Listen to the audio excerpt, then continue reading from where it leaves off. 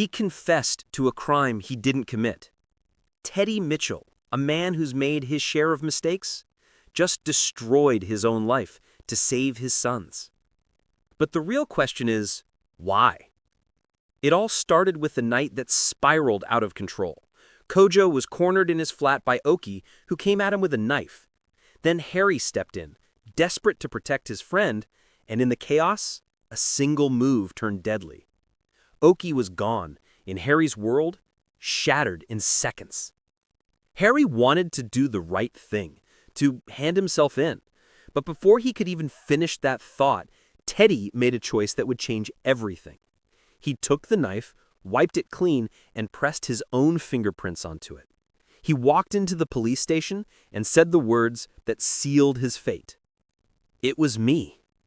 During his interview, Teddy spun a story that sounded almost believable. He said he'd gone round to help Harry only to find Okie waiting with a blade. He described the fight exactly as it happened, only he replaced Harry with himself.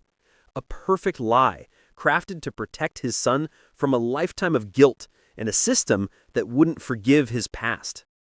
Back in Walford, the fallout hit hard. Nicola, Harry, and Barney were questioned, each of them breaking in their own way. Barney couldn't stop crying when he realized his dad was actually going to prison. Nicola tried to stay strong, convincing Harry that his father's confession was the only way to keep him safe, that Teddy would plead self-defense and be home soon. But deep down, everyone knew it wasn't that simple. Billy, desperate for justice for his brother, turned to Phil. And when Phil said he'd get Richie on the case, it felt like maybe, just maybe, Teddy had a chance. But the truth was far darker. As George broke the news to Kojo about Okie's death and Teddy's arrest, guilt spread like a wildfire.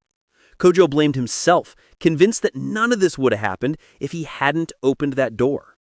Nicola found Harry at the garage, completely wrecked.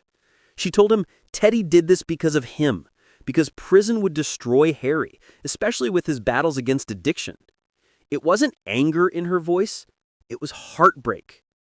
And while everyone around him was falling apart, Teddy sat alone in a cold interview room, knowing he couldn't turn back. When Richie finally walked in, the look on her face said everything. The CPS was already involved, and the chances of him walking free were vanishing fast.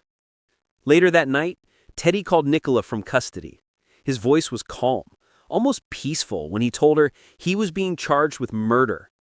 The phone slipped from her hand as the reality sunk in. This wasn't temporary. He wasn't coming home. The next morning, the square was silent.